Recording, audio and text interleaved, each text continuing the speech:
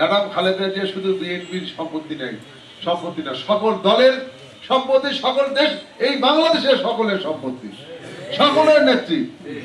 এই যে বাংলাদেশের সকলের নেত্রী হওয়ার সৌভাগ্য অর্জন করা, এটা কথা, এটি মহান রব্বুল আলামিনের রহমত ছাড়া সম্ভব নয়।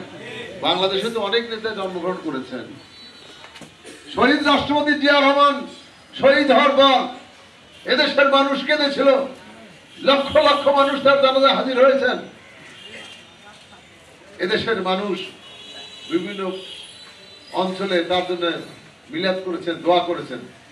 আর একজন মারা গেছেন, বলতে নেই তার বড় যে তার জানাজার লোক নাই, কি বলেন? তাকিয়ে আছে বেগম খালেদা জিয়া কখন সুস্থ হয়ে আসবে, বাংলাদেশ তাকিয়ে আছে আমাদের নেতা তারেক রহমান কয় বাংলাদেশ ফিরে আসবে। কাজে দুইজনের জন্য আপনারা দোয়া করবেন।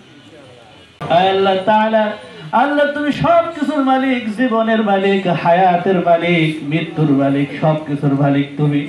আল্লাহ তুমি ইচ্ছা করলে মৃত ব্যক্তিকেও তুমি জীবিত করতে পারো আল্লাহ। তাই এই আপসহীন নেত্রী কোনদিন বাতিলের কাছে মাথা নত করে নাই। আল্লাহ তাআলা কত নির্যাতন তাকে করা হয়েছে, দেশ থেকে বিতাড়িত করার জন্য বিভিন্ন ষড়যন্ত্র করা হয়েছে গো আল্লাহ। প্রকৃত যদি একজন দেশ প্রেমিক যদি আমরা দেখতে চাই, সে যেন বেগম খালেদা জিয়ার দিকে তাকায়, তার হায়াতের ভিতরে বরকত দান করে আল্লাহ তুমি আমাদের মধ্যে ফিরায় নিয়ে আসো গো আল্লাহ।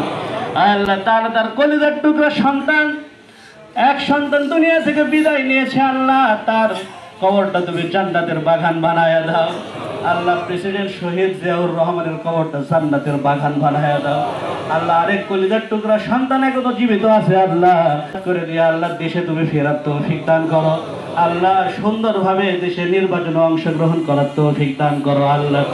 আল্লাহ যেভাবে শহীদ জিয়া এবং খালেদা জিয়া দেশকে ভালোবেসেছেন আল্লাহ, কোনো বাতিলের কাছে মাথা নত করে নাই।